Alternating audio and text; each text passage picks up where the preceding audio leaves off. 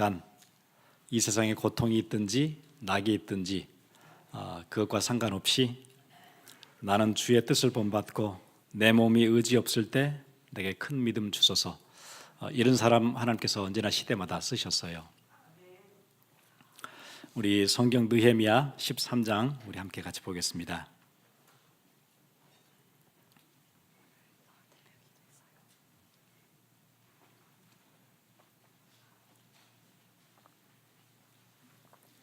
우리 느헤미야 13장 우리 함께 같이 보겠습니다.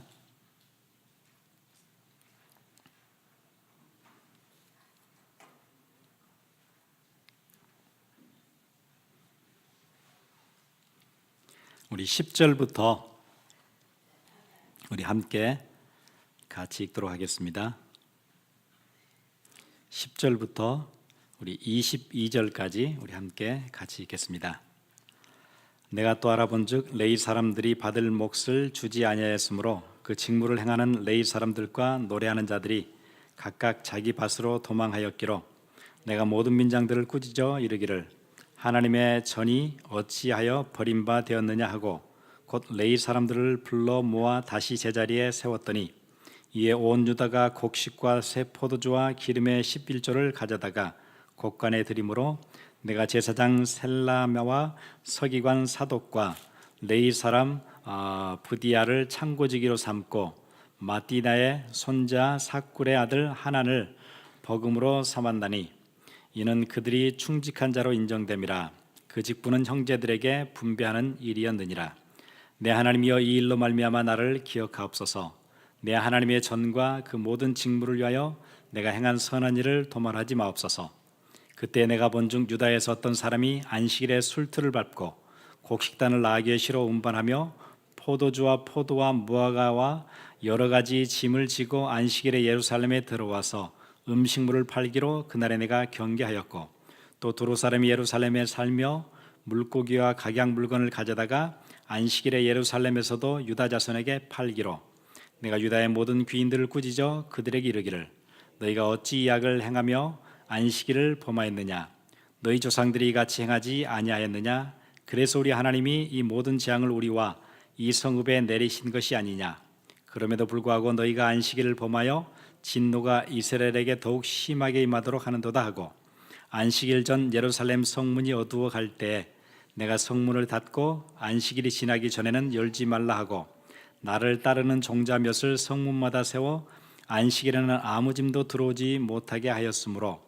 장사꾼들과 각양 물건 파는 자들이 한두 번 예루살렘 성 밖에서 자므로 내가 그들에게 경계하여 이르기를 너희가 어찌하여 성 밑에서 자느냐 다시 같이 하면 내가 잡으리라 하였더니 그 후부터는 안식일에 그들이 다시 오지 아니하였느니라. 내가 또 레위 사람들에게 몸을 정결하게 하고 와서 성문을 지켜 안식일을 거룩하게 하라 하였느니라. 내 하나님이여 나를 위하여 이 일도 기억하옵시고 주의 크신 은혜대로 나를 아끼시옵소서. 아멘. 오늘 우리 예배를 위해서 우리 문영철 장로님 기도해 주시겠습니다. 우리 함께 같이 기도하겠습니다.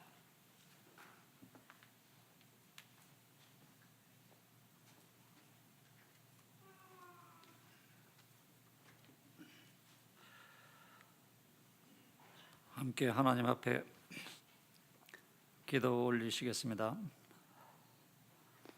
하나님께서 한 주간도 우리들을 지켜주시고 우리들이 한 주간 어떠한 모습으로 살았던 간에 저희들을 아버지 기억하시고 하나님 전으로 인도해 주신 것 감사드립니다. 우리들이 하나님의 그 귀하신 우리 그리스도의 보혈의 피를 알게 하시고 그 소중함을 우리들이 알게 하시고 그 기쁨으로 우리들이 하나님의 일을 힘써 하였지만은 어느 순간에 우리는 우리 자신도 모르는 가운데 이 일에 빠져 있는 경우가 너무도 많습니다.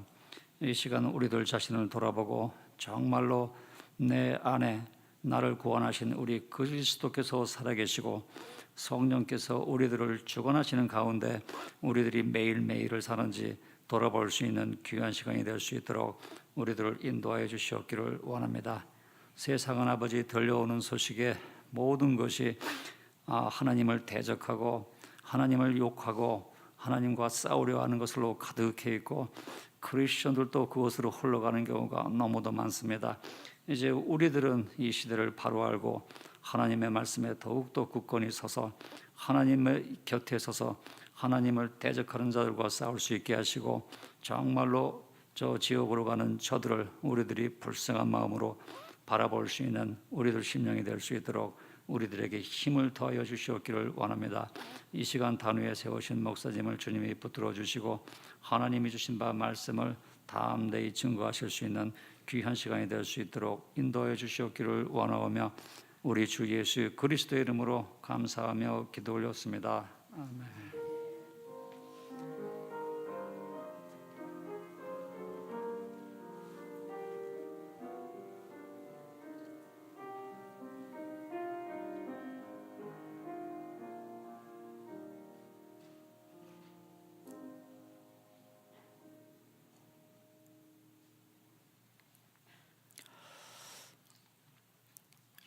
예, 오늘 우리 이제 느헤미야 13장 제일 마지막 장을 우리 보게 됐습니다.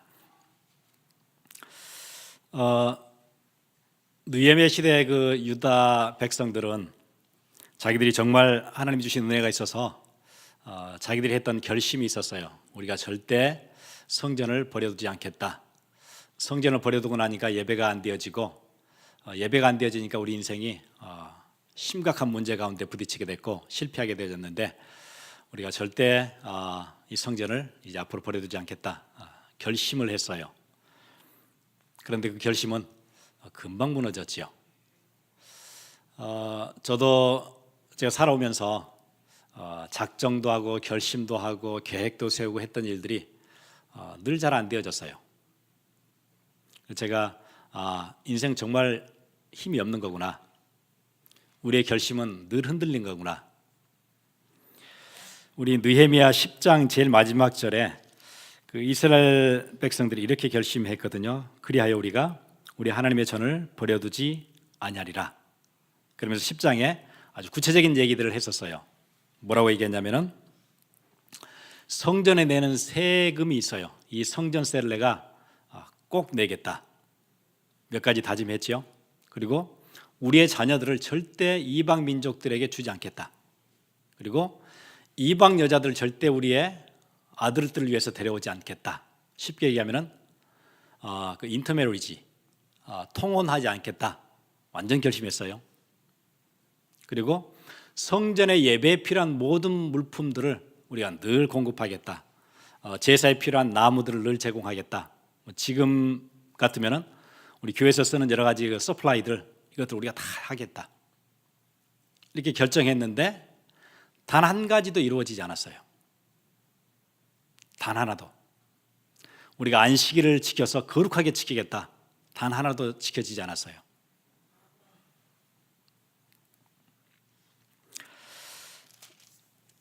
일단 11조 드리지 않았거든요. 11조를 드리지 않으면 어떤 일이 생기지요? 제사장들과 레위 사람들이 먹고 살 수가 없어요. 그러면은 우리가 크게 선심을 써서 11조를 내는 게 아니거든요. 구약에 하나님이 만드신 법을 보면 어떻게 되어 있냐면은 가나안 땅에 들어가서 땅을 분배할 때 12지파에게 땅을 분배할 때 레위 지파가 받아야 될 땅은 레위 지파에게 하나도 주지 않으셨어요. 그리고 11지파에게 골고루 나눠줬어요. 그러니까 우리가 가지고 있는 땅, 우리 지파가 가지고 있는 땅 안에는 누구 땅이 있어요? 레위가 받아야 될 땅이, 그 포션이 우리에게 있어요. 그러니까 그 땅에서 우리가 농사하고 양을 치고 할 때 얻었던 수익에 대해서는 뭘 내는 거예요? 레위 지파에게 돌려주는 거예요. 그게 11조예요. 우리 인심을 쓰는 게 아니에요. 우리가 힘들게 일한 걸 주는 게 아니고 우리가 남의 땅을 가지고 있어요. 그러니까 거기에 대한 포션을 내는 거예요. 그게 11조예요.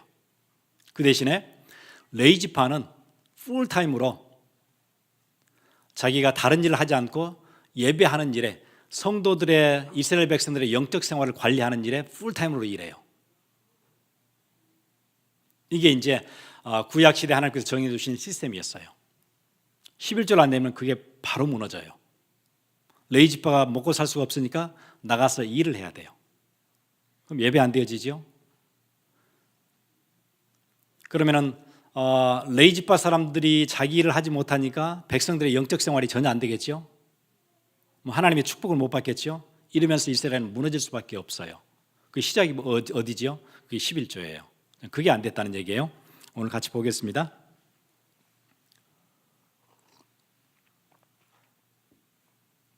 10절에 내가 또 알아본즉 레위 사람들이 받을 몫을 주지 아니하였으므로 그 직무를 행하는 레위 사람들과 노래하는 자들이 각각 자기 밭으로 도망하였기로. 예, 둘 다 잘못이 있어요. 첫 번째는 이스라엘 백성들이에요. 당연히 해야 되는 일을 하지 않았어요. 그러면 유다 백성들만 잘못했느냐? 아니에요. 하나님이 자기들에게 주신 성전을 지키는 일, 그 일 해야 되는 레위지파와 거기에 있는 제사장들도 자기 일을 버리고 도망갔어요. 여기도 잘못했어요. 두 그룹 다 잘못했지요. 그런데 그 다음 절 11절에 보니까 내가 모든 민장들을 꾸짖어 이르기를 하나님의 전이 어찌하여 버림바 되었느냐 하고. 두 그룹 다 잘못했는데 느헤미야는 누구를 불렀어요? 백성의 대표 민장들을 불렀어요. 민장들을 꾸짖었어요. 왜 제사장 그룹은 꾸짖지 않았지요? 예, 그 그룹들은 느헤미야가 손댈 수 있는 그룹이 아니에요. 제사장 그룹들이 잘못했을 때는 누가 직접 책망하시죠? 하나님이 직접 하세요. 제사장은 느헤미야가 꾸짖을 수 있는 그룹이 아니에요. 그러니까 누구를 데려다 꾸짖지요? 민장들을 꾸짖는 거예요. 나중에 뒤에 안식일을 범할 때도 마찬가지예요. 17절 보세요. 내가 유다의 모든 귀인들을 꾸짖어 그들에게 이르기를 너희가 어찌 이 악을 행하여 안식일을 범하느냐. 안식일을 범하는 데 있어서도 누구를 꾸짖어요? 제사장을 꾸짖지 않아요. 누구를 꾸짖죠? 거기에 귀인들을 꾸짖으세요. 느헤미야는 하나님의 그 성전 법들을 잘 알고 있었던 사람인 것 같아요.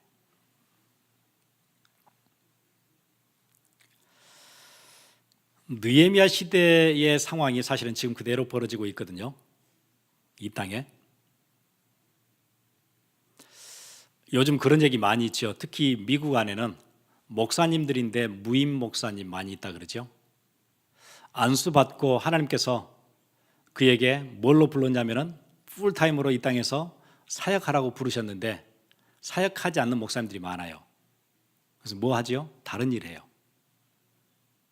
LA 안에도 한국의 무임 목사님만 수천 명이라 그러죠. 그 얘기 우리 늘 듣잖아요. 그럼 누구 잘못이죠? 두 그룹이 다 잘못이 있어요. 교인들이 뭘 하지 않았죠? 11조 하지 않은 거예요. 그리고 하나님이 자기를 목회자로 불렀는데 그 자리를 버린 거예요. 두 그룹. 여러분 구약 개념으로 할 것 같으면 교인 10명만 있으면 절대 미자립되지 않거든요. 미자립교회 심각한 문제예요. 한국, 미국. 미자립이라는 얘기는 전에도 말씀드렸죠. 교회가 자립을 못하는 거예요. 교회가 자립을 못한다는 얘기는 굉장히 아픈 얘기예요. 교회가 할 일이 많거든요. 선교도 해야 되지요. 또 전도도 해야 되지요. 양육도 해야 되지요. 치유도 해야 되지요. 복음 전해야 되죠. 많은 일들이 있는데 미자립이라는 얘기는 다른 데 신경 쓸 여유가 없다는 얘기예요. 자립이 최우선이에요. 지금 가장 급한 것은 자립이에요. 선교도 중요하고 복음 전하는 거 다 중요한데 지금 그거는 나중에 해야 돼요. 언제요? 자립하고 나서 해야 돼요. 그럼 자립이 안 되는데 뭘 해요? 이렇게 이제 상황이 어려운 거예요. 우리가 선교해야 되는데 재정이 지금 선교에 갈 수가 있는 형편이 아니에요. 우리 자립도 힘들어요. 교회가 문 닫게 생겼어요. 우리가 BBS도 하고 복음도 전해야 되는데 전할 사람이 없어요. 우리 렘넌트 키워야 되는데 교사가 없어요. 자립이 안 된다는 얘기는 인원이 없다는 얘기죠. 재정이 안 된다는 얘기죠. 힘이 없다는 얘기죠. 아무것도 못한다는 얘기예요. 그 미자립이 교회의 80%이 넘어요. 왜 이런 일이 생기죠? 이제 교인 10명만 있으면 자립하거든요. 그러겠죠. 구약의 법대로 할 것 같으면 10명만 있으면 자립해요. 그게 안 되는 거예요. 성도들이 11조를 안 해요. 옛날 느헤미야 시대에 있던 일들이 그대로 이 땅에 재현되고 있어요. 11조는 그냥 헌금에 관한 간단한 얘기가 아닌 우리 신앙생활 전반에 관한 굉장히 중요한 얘기가 돼요. 그게 무너지고 있었어요. 그러니 제사장들이 다 도망갔지요. 먹고 살 수가 없으니까.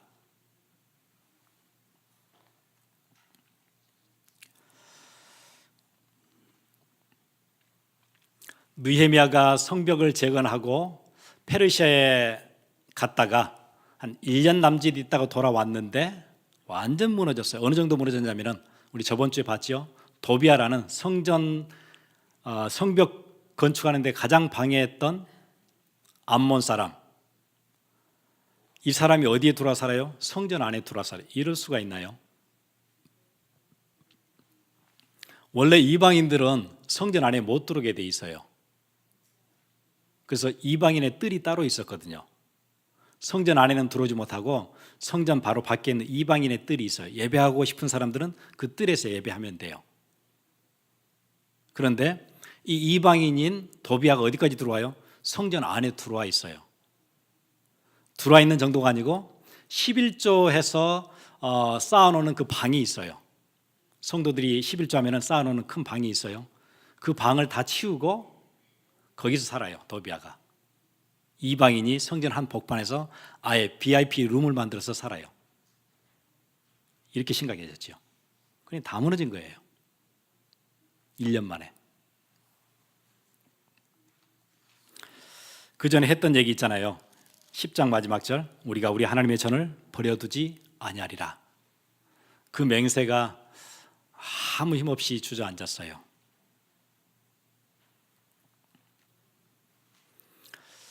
제가 그거 질문을 오랫동안 해봤어요. 몇 주 동안.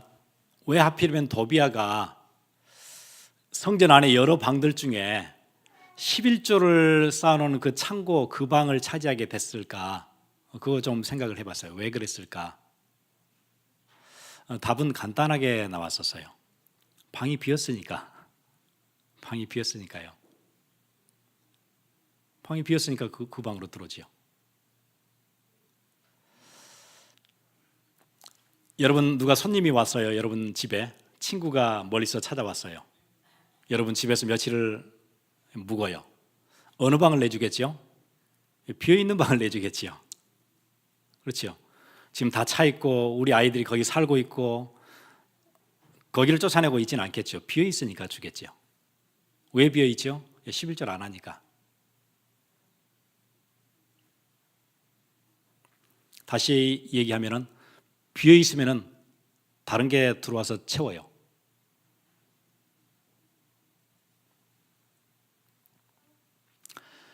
여러분의 마음에 영혼의 공간의 중요한 곳에 하나님께 감사하는 것과 하나님의 은혜와 이런 것들이 빠져 있으면 그 비어 있으면 다른 것들이 와서 차요. 절대 여러분 비워두지 마세요. 하나님께 예배해야 될 공간, 하나님을 향해야 되는 그 마음, 그 복판에 비어 있으면 다른 게 와서 차요. 뭐가 차지요? 도비아가 와서 들어와 차요. 도비아는 예배를 방해하는 인생이에요. 절대 여러분 그렇게 비워두지 마세요. 그 공간에 그리스도 있어야 돼요. 전에 제가 그 군에 있을 때 사람들이 저한테 자꾸 했던 얘기가 있었어요. 너는 술도 안 먹고 안 마시고 담배도 안 피우고 무슨 재미로 인생을 사냐 자꾸 그렇게 얘기를 하더라고요. 자기들은 그 재미로 사는가 봐요. 그 얘기 들을 때마다 속으로 그런 생각이 늘 들었어요. 야, 어떻게 인생을 사는데 술 계속 먹으면서 위 상할 때까지 그래야 겨우 인생의 살맛이 좀 나고 담배 계속 피워가지고 폐 다 뻥끗 날 때까지 그렇게 담배를 피워대야 인생의 살맛이 조금 생기고 야, 불쌍하다 그런 생각이 들더라고요. 어떻게 세상 사는 맛을 인생의 맛을 위 다 상할 때까지 폐 구멍 뚫릴 때까지 그래야 살맛이 조금 생기나요? 불쌍한 인생이죠. 뭔가 허전한데 거기 뭐 채워야 돼요. 어디 밤에 가서 막 술 마시고 막 정신없이 살아야 조금 살맛이 나고, 조금 마음이 불안하면은 끝없이 담배를 피워대야 겨우 마음이 진정이 되고. 우리 인생이 그런가요?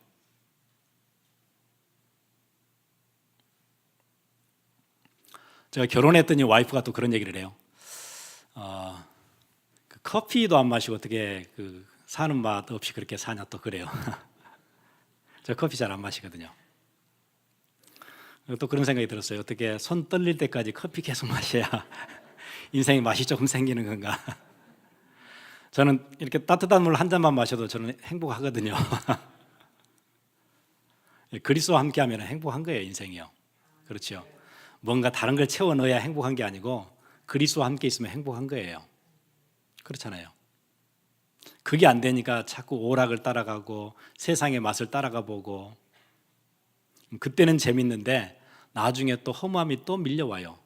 채울 길이 없지요. 인생은 그런 게 아니에요. 여러분, 이 물질 중심, 내 어카운트에 돈이 막 좀 있어야 그거 보고 흐뭇하고, 내 주식 컴퓨터로 보고 내가 가지고 있는 주식이 조금 올라가면 막 마음에 평안이 오고, 그것도 나가면 불안하고. 인생이 그런 건가요? 주식 때문에 인생 행복하고 불행하고 그런가요? 그런 거 아니에요. 오늘 우리 찬양팀 찬양할 때 첫 번째 찬양 기억하시죠? 우리 인생은 그런 걸로 행복한 게 아니에요. 우리가 가는 길에 서프링이라는 팻말이 붙어 있어도 그래도 우리는 행복한 거예요. 그리스도와 함께하면은. 조금 고난이 오니까 금방 피곤하고 상처받고 시험 들고 그런 게 아니지요.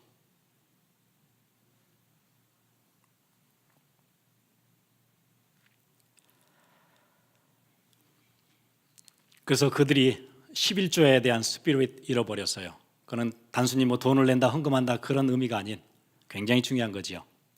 여러분, 신앙생활이 기울 때 가장 먼저 오는 그 사인이 있어요. 말씀이 안 들려요. 가장 첫 번째 사인이, 예배는 갔는데 말씀이 안 들려요. 목사님 말씀이 전혀 안 들려요. 그리고 그렇게 되어지면 곧바로 오는 증상이 생겨요. 감사가 안 생겨요. 말씀이 들어야 내 인생에 감사가 생기는데 감사가 안 생기고 짜증나요. 원망 나와요. 교회를 봐도 원망이 나오고, 가정을 봐도 불평이 생기고, 삶이 짜증스러워요. 짜증스러우면 곧바로 나타나는 증표가 있어요. 헌금하기 싫어요. 그러겠죠. 내게 감사가 없는데. 참 재밌는 얘기가 있었어요. 미국에 칼 매닝거라는 그 정신분석 또 뭐 정신과 의사 이런 분이 한 분 있는데, 이런 재밌는 통계를 얘기했어요. 그 도네이션을 많이 하는 사람들이 있지요. 이런 사람들은 정신적으로 굉장히 건강하다 그런 얘기했어요. 그 얘기가 무슨 얘기냐면은, 너그러운 사람, 마음이 넉넉한 사람들에게는 거의 정신병이 없다 그러네요. 자기들 통계로 그렇대요. 그러니까 마음이 너그럽고 사람들 자주 돕고 챙겨주고 위로하고 하는 사람들은 거의 정신문제가 안 온대요. 그런데 늘 불평하고 이런 사람들에게 정신문제 금방 와요. 여러분, 정신병원 가보세요. 그냥 그렇게 걸리는 게 아니에요. 뭔가 수도 없는 많은 스트레스가 왔고, 과거에 막 잡혀가지고 막 크게 해결을 못하고, 부모에 대한 원망 늘 갇혀 있고, 그리고 정신문제 오는 거예요.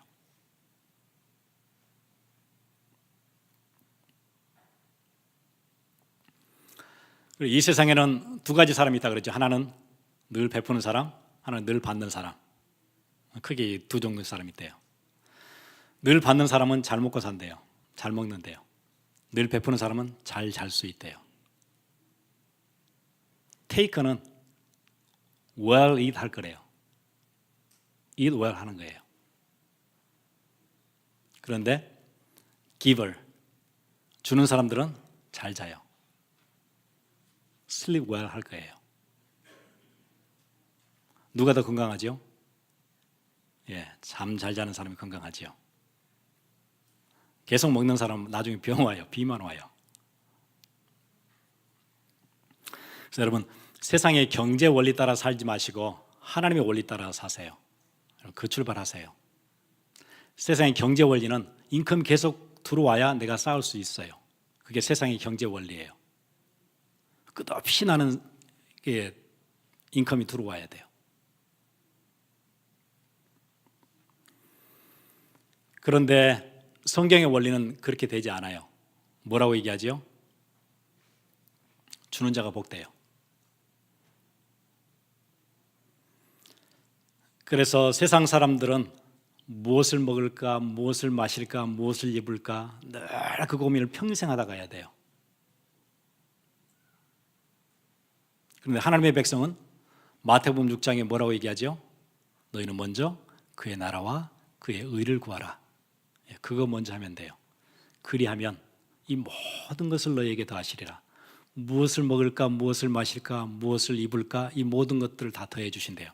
우리가 사는 방식은 전혀 달라요. 뭐부터 해요? 너희는 먼저 그의 나라와 그의 의를 구하라. 그거 시작하세요. 그거 시작할 때 이 모든 것을 어떻게 더하시는지에 대한 증인 되세요.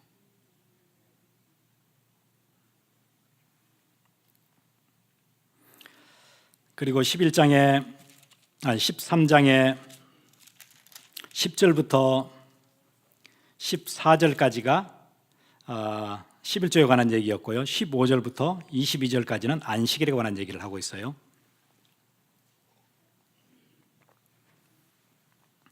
느헤미야가 페르시아에 갔다가 한 1년 남짓 있다 돌아왔는데 안식일이 전혀 지켜지지 않는 걸 봤어요. 일단 제사장들이 다 도망갔고 없고, 그리고 안식일이 됐는데 밖에서 사람들이 나귀에다가 곡식도 싣고 오고 포도주도 싣고 오고 포도도 아무튼 뭘 많이 가지고 들어와요. 그러니까 그 예루살렘 성 안에는 온통 그날이 이제 장사하는 날이에요. 물건을 사고 팔고 예배는 아무 안중이 없어요. 그걸 봤어요. 그럴 수밖에 없는 게 이제 고대 사회는 지금처럼 냉동고 이런 게 없기 때문에 포도를 따면은 밖에 이렇게 요즘 같으면은 그 과수원에서 저장하는 데가 있잖아요. 서늘하게 보관하는 데가 있는데 그래서 매출하고 이렇게 하는데 일단 그런 시스템이 없기 때문에 바로 상하지요. 과일도 그렇고 특히 여기 뒤에 보니까 뭐도 들어오죠? 16절에 또 두로 사람이 예루살렘에 살면 물고기와 그 피쉬들 생선들이 들어와요. 여러분 혹시 그 피싱 가시면은 고기 잡아서 가장 먼저 뭐 하지요? 쿨러에다가 넣고 아이스 이렇게 쟁여야 되잖아요. 상하지 않도록. 여러분 미들 이스트 아시죠? 덥잖아요. 더운데 물고기 잡으면 빨리 이제 팔아야 되지요. 그래야 되는 거지 며칠씩 놔둘 수가 없어요. 그러니까 안식일이 되니까 사람들이 막 밀려 들어오는 거예요. 장사하는 사람들이. 또 이제 성 안에 사는 유대인들은 뭐 해야 되죠? 빨리 그날 사야 되는 거예요. 이게 이제 온통 안식일이 완전 장사하는 날이에요. 그 모습이 지금 그대로 있잖아요. 옛날 예루살렘 성에 무너졌던, 영적으로 무너졌던 모습이 그대로 다 있어요. 그럼 쇼핑몰에 언제 가장 파킹랏에 차가 그득그득 차던가요? Sunday afternoon. 그렇죠. 그리고 어떤 목사님이 그 몰에 가서 물어봤어요. 매니저를 불러가지고 언제 그 사람들이 제일 많이 오느냐, 파킹랏이 언제 제일 붐비느냐 그랬더니 Sunday afternoon. 그러면서 재밌는 얘기했어요. 왜 하필 Sunday afternoon이냐 그랬더니 사람들이 교회 갔다가 돌아오면서 쇼핑을 그렇게 많이 한대요.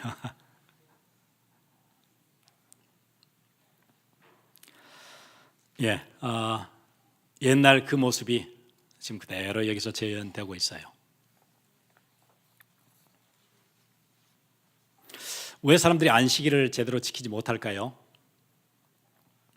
가장 현실적이고 근본적인 이유는 물질 때문이죠. 물질 중심.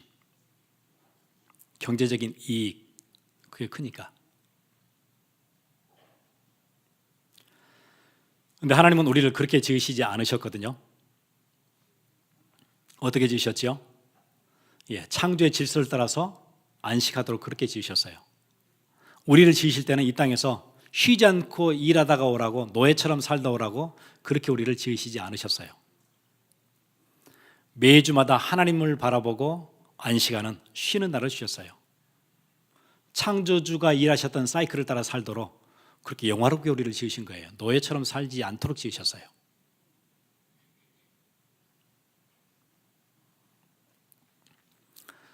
다람쥐가 쳇바퀴 계속 도는 것처럼 평생을 일하다가 돌아오도록, 노예처럼 살도록, 기계처럼 살다 오도록 그렇게 하지 않으신 거지요.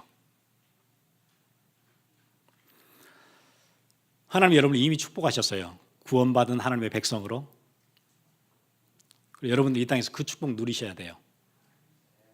아니 그러면은 주일날 일하지 않으면은 많은 마이너스가 올 텐데 어떻게 하면 좋습니까?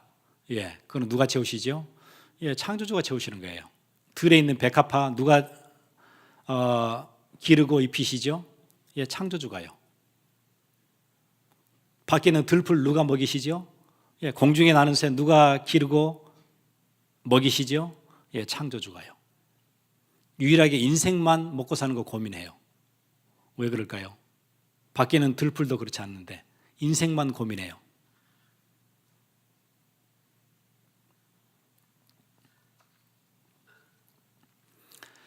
하나님이 우리를 세상 사람들과 다른 방식으로 살도록, 독특한 방식으로 살도록 우리를 그렇게 부르셨어요. 그래서 우리를 뭐라고 부르시죠? 너희는 세상의 소금이다 그래요. 소금은 밖에 있는 것들과 조금 달라요. 독특해요. 썩지 않게 만들어요. 밖에 많은 것들은 썩도록 돼 있어요.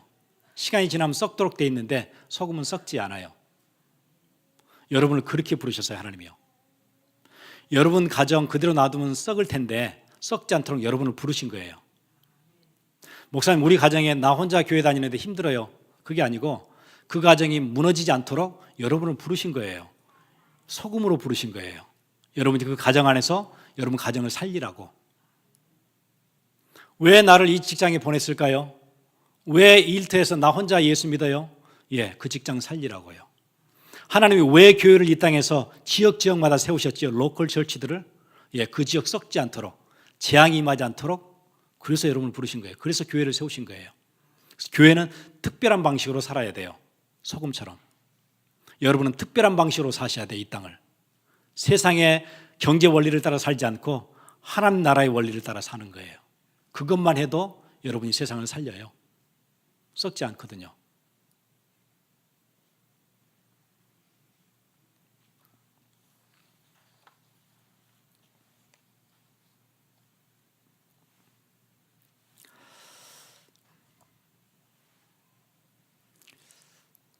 여러분 그 느헤미야 이제 다 끝나서 아마 다음 주면은 이제 마지막 보게 될 텐데요.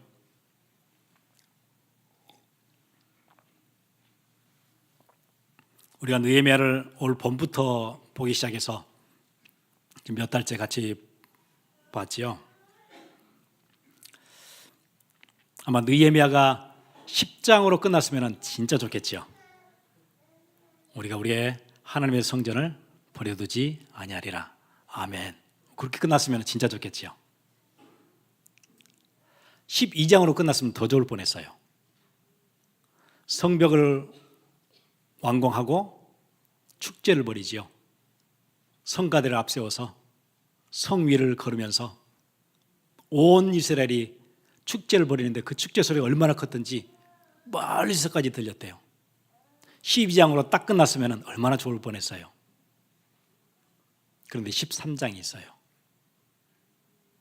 13장에 있는 내용은 옛날 이스라엘 백성들이 완전 무너져가지고 바벨론에 끌려갔을 때 모습이 그대로 반복돼요.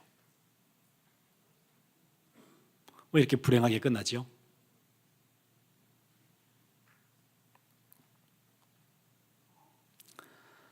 느헤미야가 와서 개혁을 시작하고 성벽을 다시 재건하고 무너졌던 것들을 다시 수축하고 예배를 회복하고 안식일을 지키도록 하고 제사장들이 자기 일을 할 수 있도록 발판을 깔아주고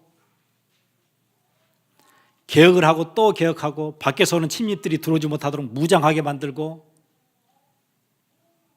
그랬는데 1년 비 오고 나니까 완전 무너져 있어요.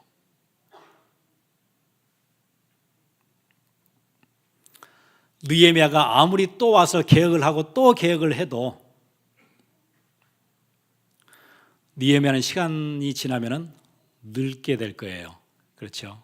그리고는 이 땅에 계속 살 수 없어요. 죽게 될 거예요. 느헤미야는 이 땅에 계속 있을 수는 없어요.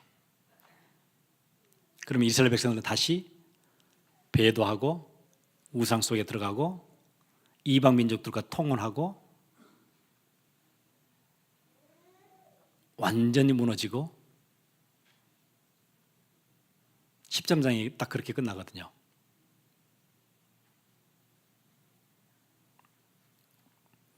다시 얘기하면 아무리 뛰어난 리더십을 가지고 있는 하나님의 사람이 나타나도 우리가 가지고 있는, 여러분이 가지고 있는, 제가 가지고 있는 본성 때문에 우리는 다시 무너져요.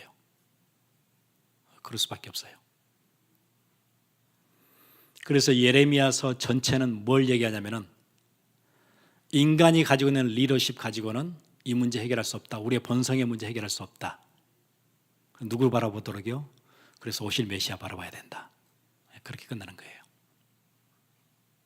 여러분 결심하는데 실패하잖아요. 진짜 마음 먹었는데 안 되잖아요. 여러분 세례 받을 때 울면서 세례 받잖아요. 사람들 진짜 하나님의 법을 따라 하나님의 백성으로 살겠습니다. 그렇게 하잖아요. 제가 세례 줄 때 흐느끼고 우는 사람들 많아요. 그런데요 2달도 안 가지요. 여러분 임직식 할 때 기억하세요? 한복 차려입고 준비하고 와서 진짜 나는 이 교회를 섬기겠습니다. 평생 나는 복음 중심으로 그렇게 살겠습니다. 했는데 몇 달 안 가지요.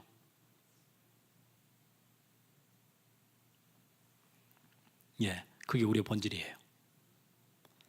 그때 거짓말을 한 게 아니고 그때는 진짜 그렇게 했어요. 그런데 우리가 가지고 있는 본질이 그렇게 되질 않아요. 그럼 또 느헤미야 와야 되겠네요. 아니요, 느헤미야는 갔어요. 없어요. 그런데 느헤미야처럼 왔다 갔다 하지 않고 영원히 계시는 그리스도가 여러분 안에 계세요. 그분 붙잡으셔야 돼요. 결심 붙잡지 마시고 그분과 함께 해야 돼요. 무너질 때마다 그리스도 붙잡으셔야 돼요.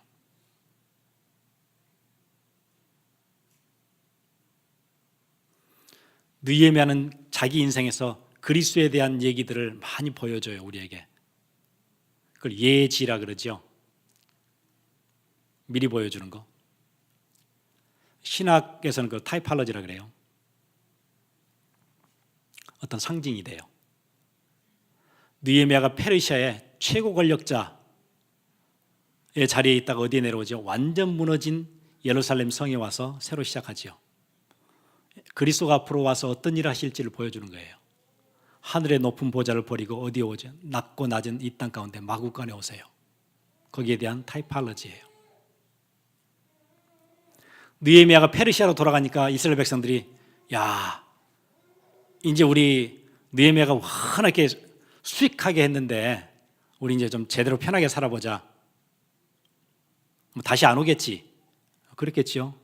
민장들과 귀인들이 그냥 우리 여기서 밖에 이방인들과 이렇게 같이 적당히 살아야지 느헤미야처럼 너무 그래 수출익하게 하면은 힘들어서 못 산다. 이랬겠죠.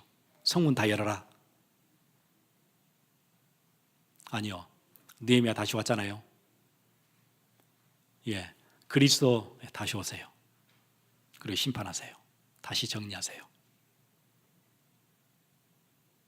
오실 메시아에 대한 좋은 예표였어요.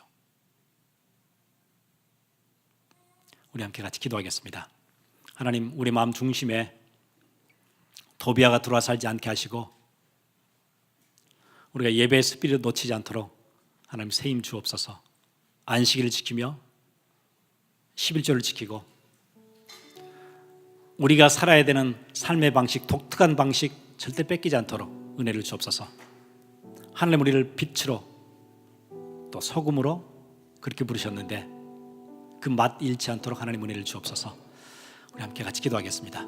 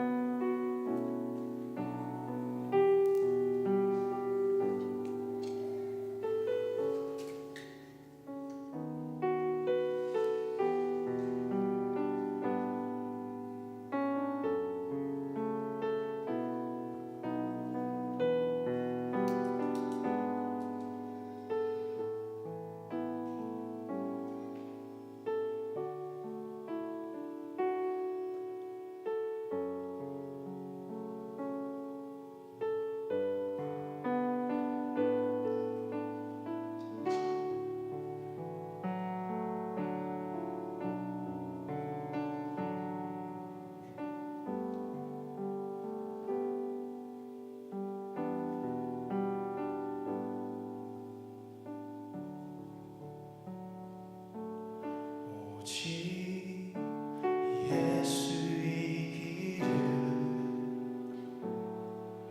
완전 복음의 길을 어떤 상황 속에도 성령 충만하기를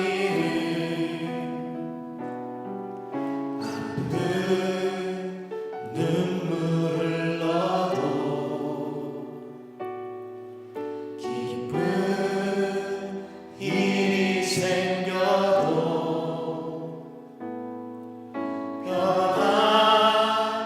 변함없는 고백을 오직 예수의 길을 죽음 앞에 있어도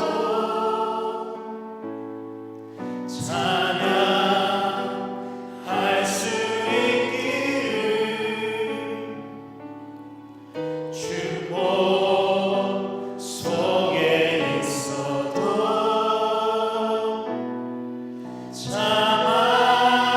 자만하지 않기를 모든 것 사라지고 홀로 있을 때에도 오직 예수 그분만 내 안에 계시기를 오직 예수의 길 오직 예수의 길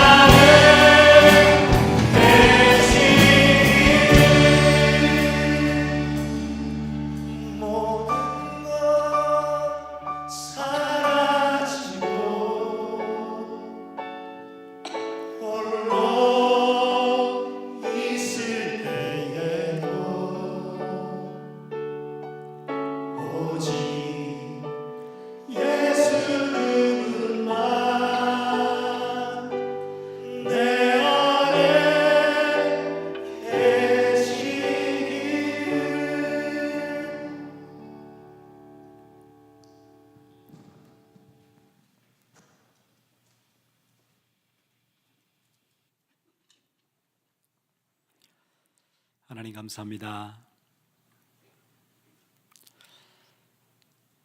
이 땅의 모든 것 다 사라져도 우리 안에 영원하신 그리스도 붙잡고 완전한 승리할 수 있도록 주께서 함께해 주옵소서. 세상 기준과 세상 사람들의 가치 따라서 이익 손에 따라서 움직이는 그런 인생 아닌 하나님 우리 함께 하시는 영광스러운 직분으로 신분으로 우리를 부르셨는데 그 축복 새롭게 마음껏 누리는 시작이 되게 해 주옵소서. 그래서 우리가 드리는 귀한 11조 예물과 감사 예물, 주일 예물 주 앞에 드렸습니다. 드린 예물마다 두 손 들어 복 주시고 우리 안에 더 큰 감사가 넘쳐나도록 주의 성령께서 함께해 주옵소서. 지금은 우리를 구원하신 예수 그리스도 놀라우신 은혜와 하나님 아버지의 무한하신 사랑하심과 성령님의 감화 감동 교통하심이 지금 이 자리에 하나님의 자녀로 세상의 기준과 가치 따라서 움직이지 않고 말씀을 따라서 하나님의 법을 따라서 새롭게 살기 원하며 우리의 삶의 가장 깊은 중심에 그리스도 모시고 살기 원하는 주의 귀한 백성들 머리 위에 지금으로부터 영원토록 함께 있을지어다.